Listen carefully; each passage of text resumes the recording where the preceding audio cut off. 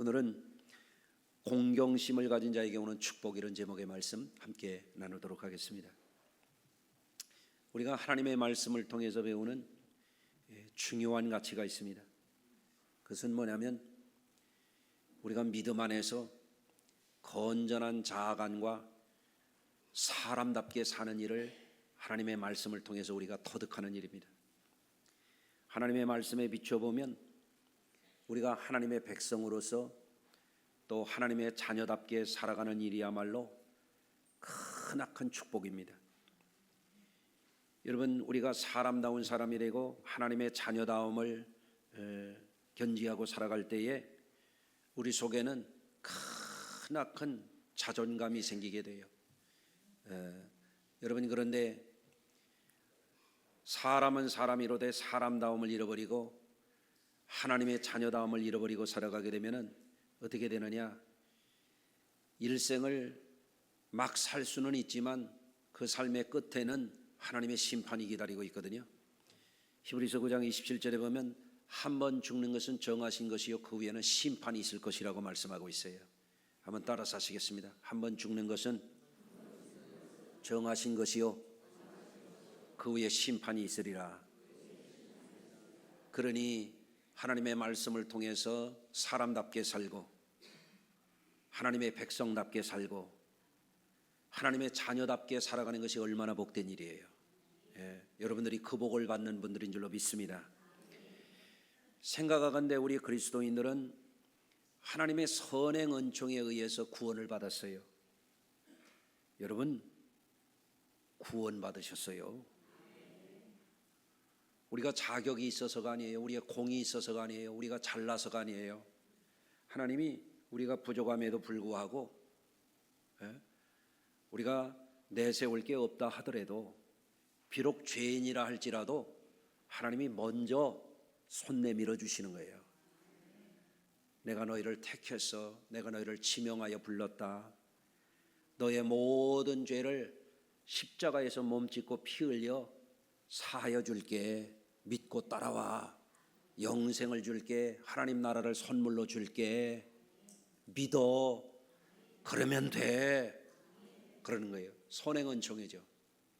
예수 믿었습니다. 여러분은 구원을 받았어요. 아멘 해보세요. 다시 하겠습니다. 예수를 믿었습니다. 여러분 구원 받으셨습니다. 그런데 다 됐느냐? 아니에요. 이런 거예요. 아파트 당첨받았어. 내 아파트요. 그러나 아직 안 들어갔어요. 간격이 있는 거예요. 그래서 신학적으로는 이렇게 얘기합니다. Already, not yet. 이미 구원받았지만 아직 아니야. 아직 완성되지 않았어. 아직 완성점을 향하여 우리는 나아가는 중이야. 구원을 약속받았다 이거예요. 그러나 천국에 들어가진 않았어 아직. 그렇기 때문에 우리에게는 뭐가 있어야 되냐면 이제부터는 예수 믿고 죄사함 받고 하나님의 선행 은총으로 구원받았지만 과제가 있어요. 변화받아야 돼요.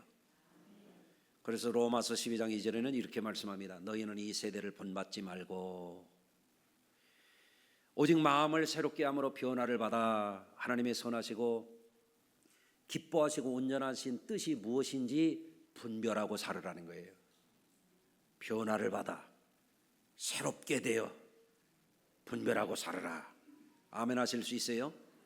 또 골로새서 3장에 이렇게 말씀합니다. 새 사람을 입었으니 예수 믿는 사람들은요 옛사람을 벗고 새 사람으로 살아야 돼. 이는 자기를 창조하신 이의 형상을 따라. 예수 믿고 났으면 옛 것을 이제는 벗어버려야 돼요. 새 사람이 돼야 돼. 그래서 우리 평생의 과제는 뭐냐면 예수 믿었다 끝난 게 아니야.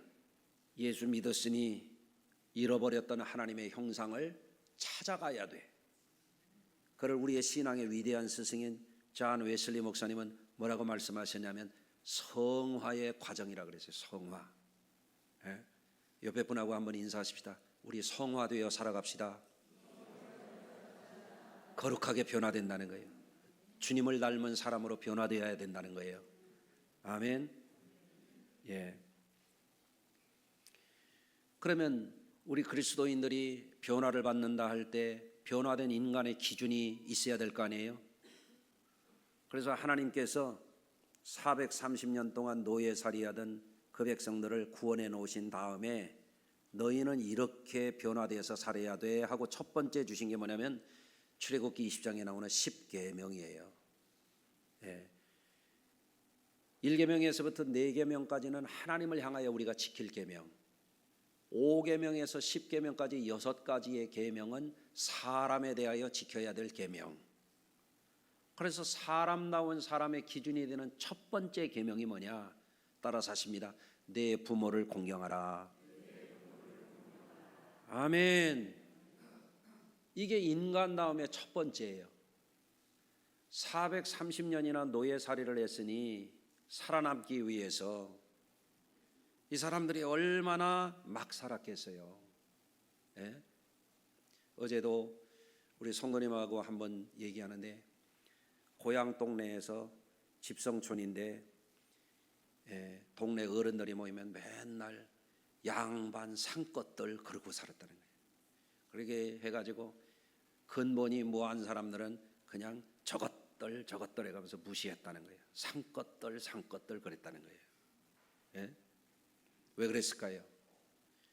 막 살면 사람들이 잡되고 막 되는 거거든요. 예?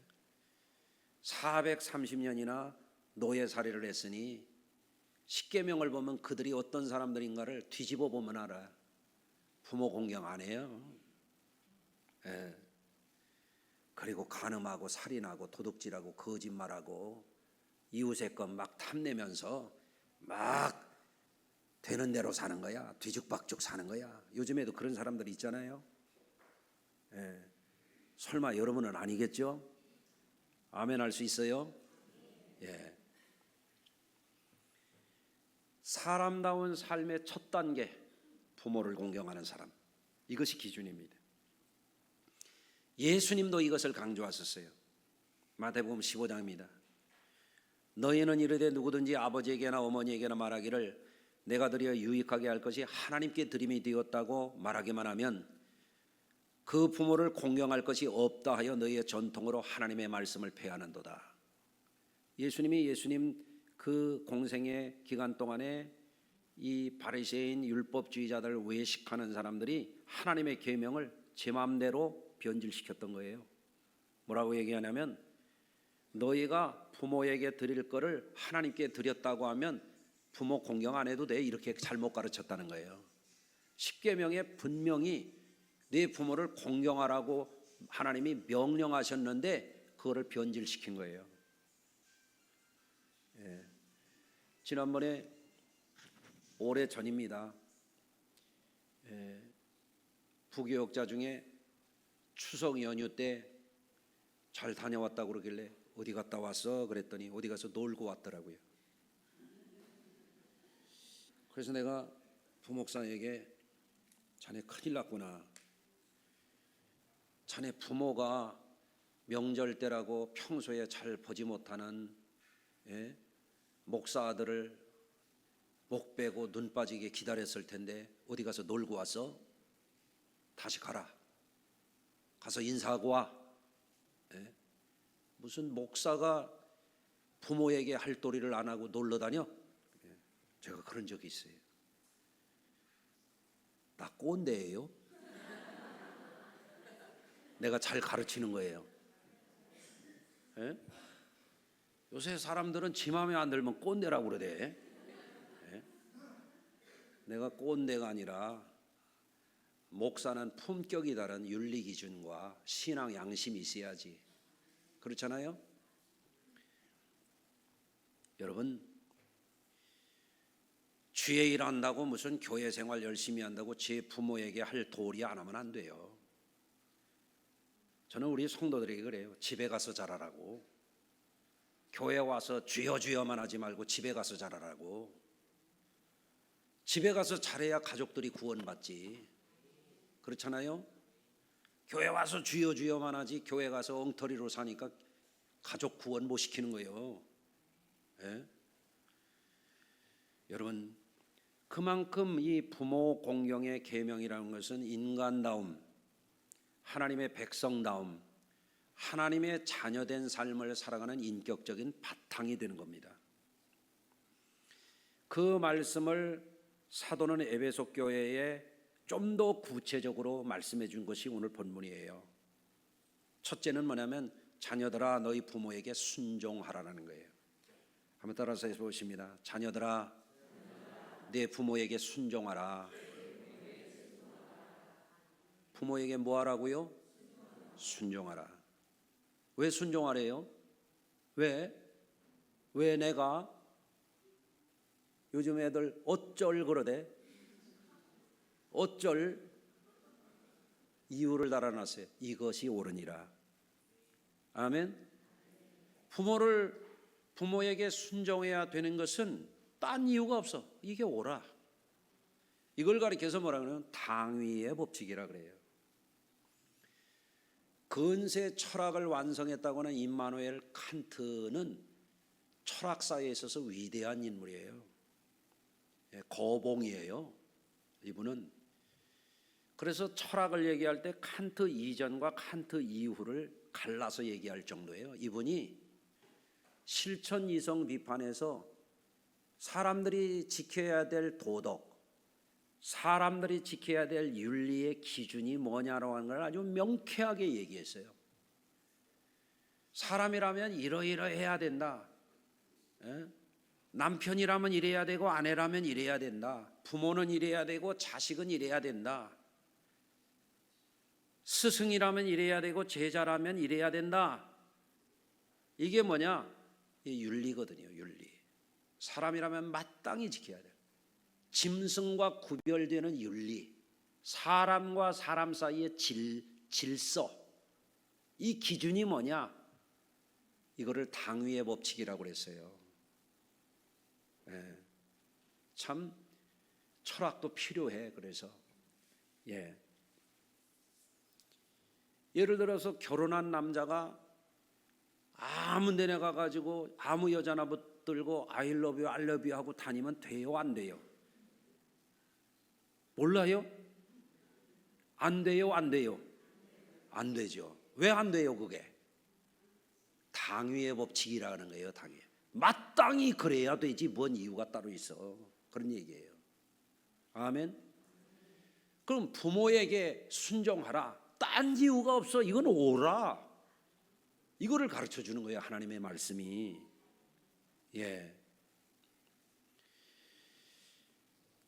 따라서 사람이 가정에서 태어나고 자라날 때 자녀에게 무슨 영유아 때부터 조기 교육을 하고 재능 교육을 하고 한국말도 못하는 애들한테 막 영어 교육을 또 시켜가고 별짓들 다 하죠. 요즘에 그보다 더 중요한 게 있대요. 더 중요한 게 순종하는 것을 가르치라는 거예요. 순종을 배워야 사람다운 사람이 돼요. 순종을 못 배우면 뭐가 되는지 알려드릴게요. 잡종돼요. 난 이러면 웃을 줄 알았더니 안 웃네. 순종을 배운 사람이라야 사람다운 사람이 된단 말입니다. 여러분, 순종을 배운 사람은요 못된 사람 될 수가 없어요. 결코 나쁜 사람 될 수 없어요. 악한 사람이 될 수가 없어요. 그러면 순종이라고 하는 게 뭔가 하는 거죠. 순종은 뭘까요? 순종은요 강압에 의해서 억지로 하는 굴종이 아니에요. 순종이라고 하는 것은 깨우쳐서 자발적으로 자의적으로 따르는 것을 가리켜서 순종이라고 말하는 거예요. 다시 말하면 순리를 따를 줄 아는 사람이 순종을 배운 사람이에요. 물 흐르듯이. 그래서 옛날에 맹자라고 하는 분은 뭐라고 했냐면 순천자는 흥하고 역천자는 망한다 그랬어요. 맹자라고 하는 분이 만물의 사리를 살펴보니까 하늘의 질서를 따르는 사람은 잘 되고 하늘의 질서를 거스르는 자들은 망하더라는 거예요. 그 말이 순천자는 흥하고 역천자는 망한다, 그런 얘기입니다. 그 순리를 깨우쳐서 물 흐르듯이 순종할 줄 아는 사람은 잘 사는 거예요. 잘 되는 거예요.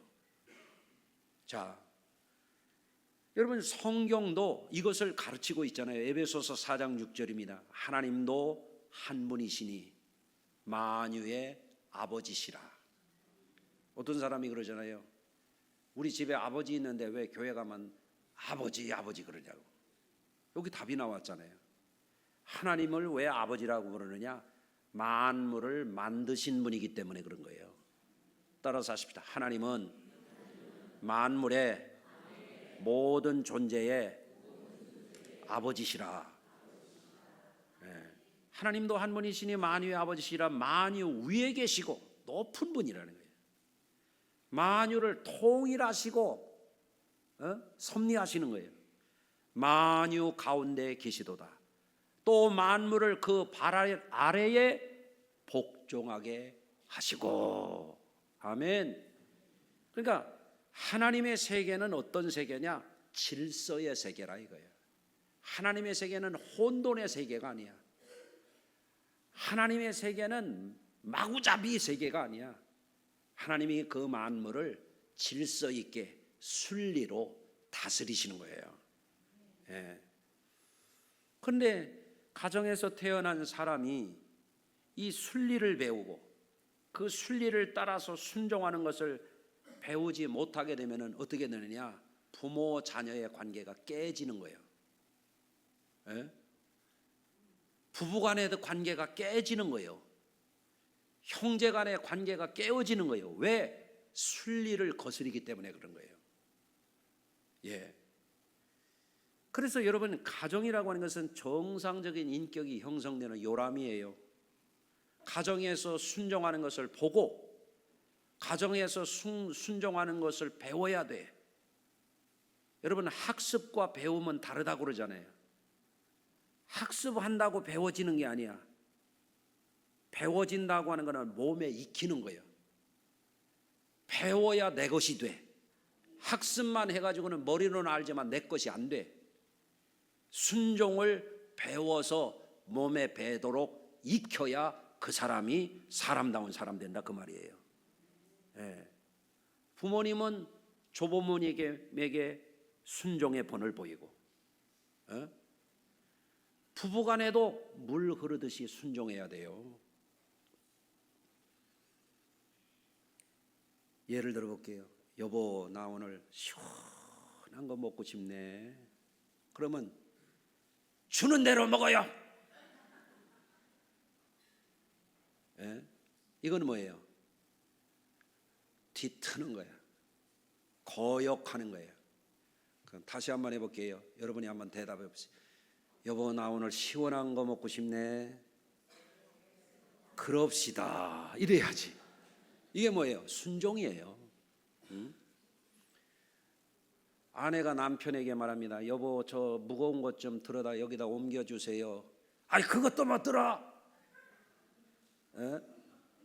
이건 거역하는 거예요. 순종은 뭐예요? 아유, 그럽시다. 내가 밥값이라도 해야지.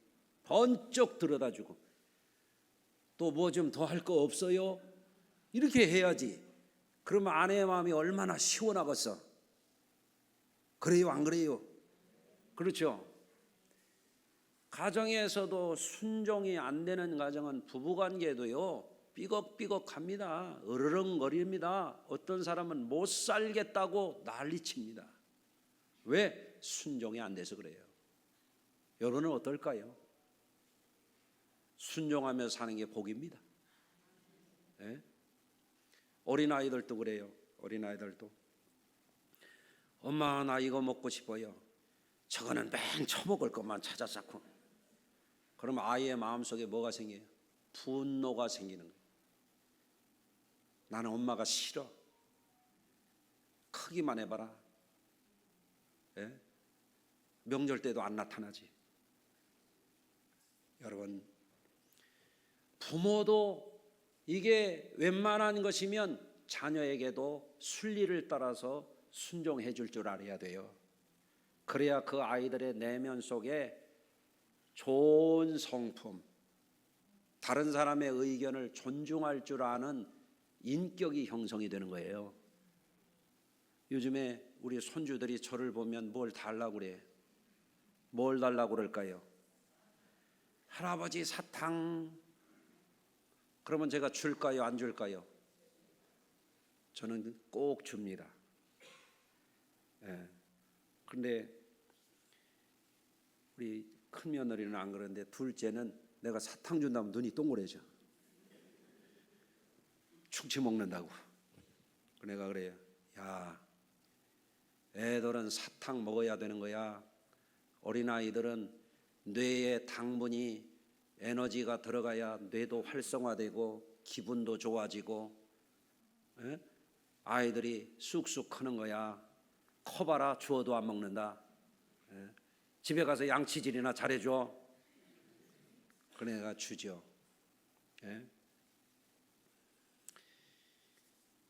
여러분 어린아이들이 달라고 그럴 때 자꾸 거절해 보세요. 걔들은요 그걸 그대로 카피합니다. 웬만하면 들어주세요. 옆에 분하고 한번 인사하십시다. 웬만하면 좀 들어주세요. 그걸 뭘 안 들어줄 게 있어. 사탕 먹는다고 죽어? 더 잘 커요. 애가 기분이 얼마나 좋아 사탕 먹을 때. 어른들도 꿀꿀할 때 사탕 하나 잡숴요. 괜찮아요. 웬만하면. 그런데 이게 안 되는 사람은 다 거부해요. 다 반대해요. 교회에서도 뭐 하면은 아주 뒤틀어. 자신이 뭘 하는지도 몰라요. 그게 얼마나 나쁜 영향을 주는지를 모른단 말이에요. 그런 가정에서 자라나면 어떻게 되느냐? 역기능 가정에서 자라난 사람이 돼서 부부관계, 사회관계 모든 게 뒤틀어지는 거예요. 이게 문제가 되는 것입니다. 여러분 순종을 배우지 않은 사람들은 순리를 거역하는 삐뚤어진 인격이 고착되기가 쉬워요. 그 결과 갈등, 불화, 반목과 거역이 악순환되는 문제에 빠지기 쉬워요.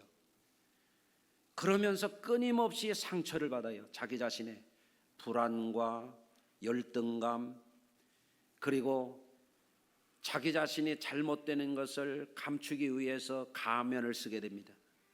이게 문제가 됩니다. 자신의 열등감을 감추기 위해서 어떤 사람은 남을 무시하고 열등감을 감추기 위해서 자신이 굉장히 우월한 사람인 것처럼 포장을 하기도 하고 문제가 됩니다. 그러면서 끊임없이 다른 사람에게 반대하고 거절하고 반목합니다. 그게 뭐예요? 저주받은 삶입니다. 불행한 삶입니다. 여러분, 성도 여러분, 신앙생활이라고 하는 것은 인격적이고 자발적인 순종의 가치를 습득해야만 영적으로 그런 분은 계속 성화되어 갑니다. 점점 좋아지게 됩니다. 아멘. 신앙생활도 순종을 하지 않은 사람은 하는 척합니다. 순종이 뭔지도 모릅니다. 그러면 예수 믿는 사람들은 모든 일에 예스맨이라고 하라는 겁니까? 어떤 사람도 그럽니다. 아닙니다. 순종이라고 하는 것은 우리는 뭐에 순종하느냐? 하나님의 공의에 순종합니다. 우리는 불의에 순종하지 않습니다. 우리는 뭐에 순종합니까? 여러분, 우리는 양심에 순종합니다. 비양심은 우리는 따르지 않습니다. 아멘 할 수 있습니까? 우리는 뭐에 순종합니까? 인간다움에 순종합니다. 비인간적인 것에 우리는 순종하지 않습니다. 우리는 뭐에 순종합니까? 우리는 궁극적으로 하나님의 뜻에 순종합니다. 우리는 마귀에 순종하지 않습니다. 아멘 하실 수 있나요? 그래서 순종이라고 하는 것은 뭐냐면 진리를 따르는 순리를 따르는 방식을 순종이라 이렇게 말하는 것입니다. 하나님은 사울 왕을 택했습니다. 사울 왕을 이스라엘에서 최고 높은 자리에 올려주셨습니다. 그런데 사울에게는 결정적인 결함이 있었습니다. 이 사람은 순종을 배우질 못한 사람이에요. 어떻게 됐을까요? 하나님께 버림을 받았습니다. 여러분, 그래서 예수 믿는 사람들이 꼭 터득해야 될 게 있어요. 교회 와서도 웬만하면 순종하세요. 하나님이 우리에게 순종을 가르치는 것은 우리 잘 되라고 하는 거예요. 하나님은 우리 아니어도 부족함이 없는 분이에요. 하나님이 우리에게 순종의 계명을 주시는 것은 우리로 하여금 잘 되게 하는 방식이란 말이에요. 가정에서 순종을 배우지 못한 사람이 학교 가면 순종하겠습니까? 가정에서 순종을 배우지 않은 사람이 군대 가면 순종할까요? 직장 가면 순종하겠습니까? 어떻게 그 사람이 잘 살 수가 있겠어요? 가정에서 순종하지 않은 사람이 부부관계가 원만합니까? 안 되는 거예요. 여러분, 그래서 순종을 가르치는 것은 그 자녀를 가장 복되게 만들어주는 기본이라고 하는 걸 여러분이 꼭 기억하시기를 바랍니다. 빌보서 2장 12절입니다. 그러므로 나의 사랑하는 자들아, 너희가 나 있을 때뿐만 아니라 더욱 지금 나 없을 때에도 항상 복종하라. 항상 순종의 삶을 살아라는 거예요. 그래서 순종이라고 하는 것을 통해서 두렵고 떨림으로 너희 구원을 이루라 그랬어요. 순종이 안 되면 구원에 이를 수가 없어요. 우리는 꼭 순종해야 됩니다. 아멘. 어느 소년이 드넓은 바다를 볼 때마다 가슴이 두근두근 했어요. 저도 중학교 2학년 때 바다를 처음 봤거든요. 얼마나 가슴이 벅차오르는지. 이 소년은 내가 커서 저 넓은 바다를 헤치고 나가서 대양을 정복하리라, 그런 야망이 있었어요. 그리고 준비를 착실하게 했어요. 그리고 자라나서 마침내 큰 선박회사에 취업을 했어요. 짐도 보내고 이제는 마지막 어머니에게 작별 인사를 하러 갔어요. 그랬더니 어머니가 눈물을 뚝뚝 흘리면서, 아들아, 나는 슬퍼. 너하고 떨어진다는 게 엄마는 너무너무 슬퍼 하고 눈물을 흘리는 거예요. 그러자 평소 효심이 지극했던 이 아들이, 어머니 걱정하지 마세요. 저 안 갈게요. 내가 어머니 곁을 지키겠습니다. 그리고 어머니 곁에서 열심히 공부하고 인품을 키우고 훌륭한 지도자로 자라났어요. 큰 지도자가 됐습니다. 그가 누군지 아십니까? 미국의 초대 대통령 조지 워싱턴입니다. 그만한 인품을 가졌기 때문에 큰 인물이 될 수 있었던 거예요. 만약에 조지 워싱턴이 어머니와 울거나 말거나, 어머니가 아들 때문에 괴로워하거나 말거나 그 어머니의 뜻을 거역하고 갈 수도 있었죠. 갔더라면 그는 미국의 초대 대통령은 못된 거죠. 답이 명확하지 않아요? 여러분, 큰 인품을 갖춘 사람이 큰 지도자가 되는 법입니다. 교회 안에서도 누가 훌륭한 지도자가 되는지 알려드릴게요. 순종할 줄 아는 분이 교회에 존경받는 지도자가 될 겁니다. 두 번째, 오늘 말씀 중에서 자녀들이 꼭 터득해야 될 것이 있는데 뭐냐면 공경이라는 문제입니다. 공경이 무슨 뜻일까요? 공손하게 받들어 섬긴다는 말이에요. 현대인들은요, 이 공경을 잘 모릅니다. 저희 어렸을 때만 해도 할머니, 할아버지에게 이 공경하는 것을 늘 배웠습니다. 어른들에게 인사할 때는 공손하게 인사하는 거다. 여러분들 또 연세 드신 분들은 그런 거 배우셨을 거예요. 요새 애들은요, 말대가리처럼 인사해요. 어른 앞에 앉을 때는 이렇게 앉는 거고, 어른 앞에 서 있을 때도 이렇게 서 있는 거고, 어른 앞에 말씀을 드릴 때도 잘 공대해서 말을 하는 거고, 다 배웠습니다. 음식을 먹을 때도 어른이 먼저 드시면 먹는 거고, 자리에 앉을 때도 어른이 앉으시면 앉는 거고, 이런 얘기하면 또 꼰대라고 그럴까? 요즘 사람들은요, 어른이 있어도요, 똥싼 장사 주저앉았듯이 안 일어나요. 어른 봐도 본숭만숭이에요. 옆에 분하고 인사합시다. 우리는 그러지 맙시다. 똥싼 장사 뭉개고 앉았듯이 왜 앉아 있냐고. 어른 보면 일어나서 인사해야지. 우리 부목사들한테는 내가 그랬어요. 성도들이 교회 오면 일어나서 인사해라. 교회 한 번 오는 게 쉬우냐? 반갑게 인사하라고. 이렇게 하나?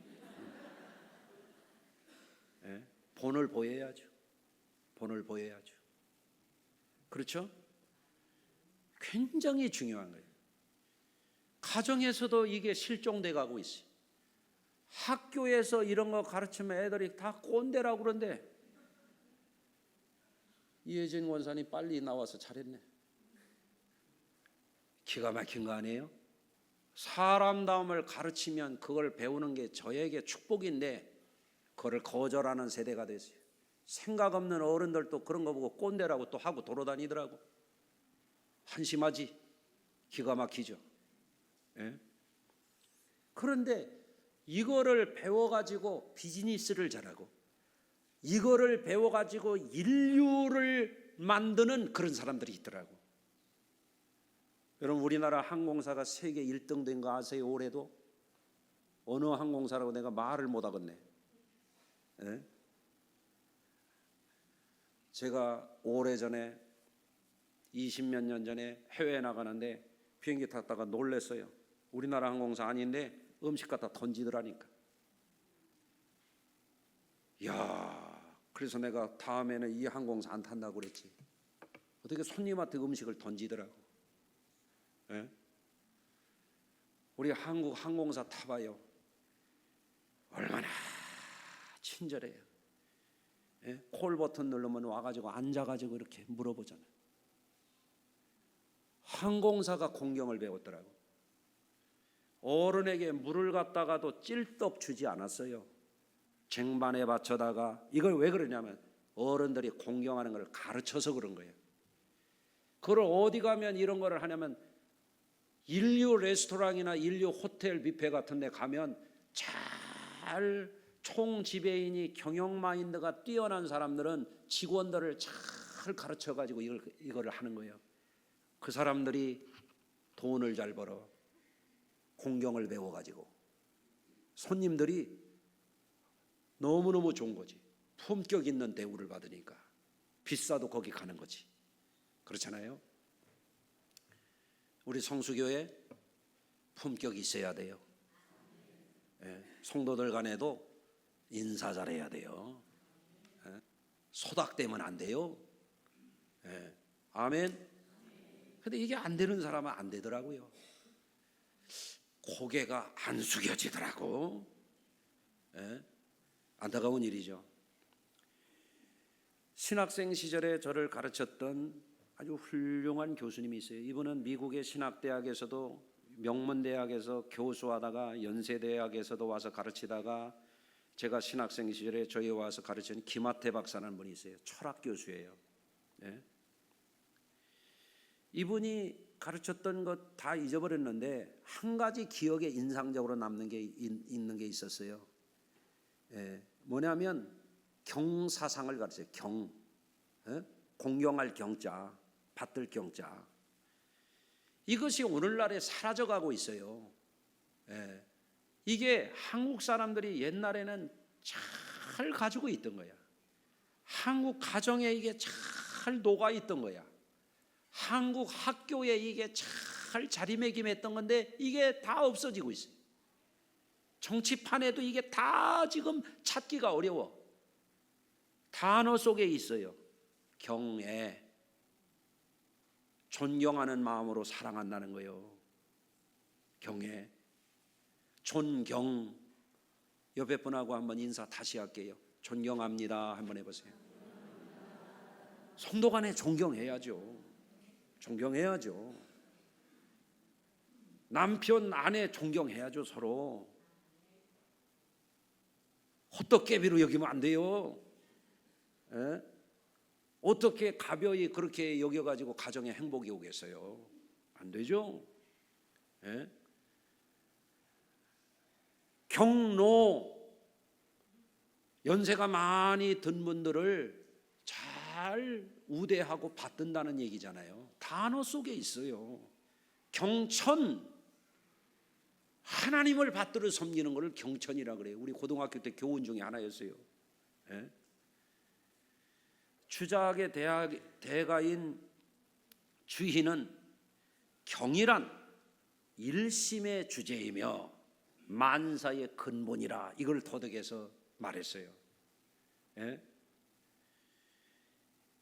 경이 일심의 주제라고 하는 것은 뭐냐면 공경하는 마음을 잘 품은 사람은 마음이 건강하다, 그런 뜻이에요. 그런데 공경을 배우지를 못해서 그러면 그 사람의 마음이 야만이에요. 야만, 짐승 같아. 그러니까 성도들 간에도 잘 경의 마음을 가지고 대접하고 인격적으로 존중해 줄 알면 그분이 신앙이 훌륭한 분이에요. 아멘. 예. 여러분, 이러한 부모 공경의 법칙은 고루하다고 생각하면 그 사람은 무지한 사람이에요. 이거를 현대적으로 잘 해석해서 가정에서나 부모 자녀, 부부 간에, 동료 간에, 형제 간에, 사회적으로 이거를 잘 하는 사람들이 어떤 사람이에요? 사람다운 사람. 예? 이거를 잘 할 줄 아는 사람들이 아까 그랬잖아요. 인류항공사처럼 품격이 좋아지는 사람이 되는 거예요. 그런 사람들이 수준 높은 지경에 이르러서 사업도 잘하는 거예요. 그렇잖아요. 지난번에 우리 장로님이 해외 바이어들 와가지고 만난다고 그러게 내가 딱 한마디 했어요. 잘 대접해서 감동시켜. 그러면 돼. 그랬잖아요. 품격 있게 잘 섬기면 일이 잘 되는 거예요. 일이. 공경을 배운 사람들이 땅에서 잘 된다는 성경의 말씀이 진리예요. 예. 또 이 공경을 배운 사람들이 어떤 사람이에요? 어디든지 가서 사랑받는 자가 되는 거예요. 그러니 복을 안 받을 수가 있습니까? 시집가도 복을 받고 장가가도 복을 받고 복을 받게 돼 있죠. 직장에 가도 그런 사람이 복을 받게 돼 있죠. 직장에 가서 상사에게 잘 순종할 줄 알고 잘 공경할 줄 아는 사람은 인사 처리할 때 우선순위지. 여러분, 그래서 부드러운 리더십이라고 하는 책에 보면 그런 얘기가 있어요. 어떤 사람이 인류대학을 나오고 IQ가 높고 그냥 스펙을 그냥 굉장히 잘 쌓았는데 그 회사의 면접시험에서 떨어졌어요. 왜 떨어졌는지를 몰라. 이 사람은 너무 잘나가지고 이 사람 썼다가는 사고 칠 것 같으니까 이 사람 안 쓰는 거예요. 나중에 깨달은 거예요. 아, 하드 스킬만 가지면 망하는구나. 대통령도 하드 스킬만 휘두르면 망하는 거예요. 가장도 그런 거예요. 아내도 남편 나이 들고 힘없다고 휘두르면 그 사람 불행해지는 거예요. 팔자 드세지는 거예요. 그러니까 우리 성도들은 뭐예요? 순종할 줄 알고 공경할 줄 알고 인격적이고 감동 줄 알고 사랑받게 하면 말씀대로 복을 받을 줄로 믿습니다. 기도합니다. 하나님 아버지, 오늘의 우리나라가 이만큼 발전할 수 있도록 자손들을 길러내시고 또 어르신이 되어서 이 땅의 역사를 지금까지 이끌어온 우리 모든 어르신들, 부모님들을 주님의 사랑으로 축복합니다. 지금까지의 삶보다 남은 삶이 인정받게 하시고 존경받게 하시고 존귀한 하나님의 자녀로서 하나님께 영광 돌리며 살아가게 하여 주옵소서. 특별히 성도들의 가정이 우리 성수교회가 품격 있는 교회로 점점 더 발돋움하게 하여 주옵소서. 예수님의 이름으로 기도합니다. 아멘.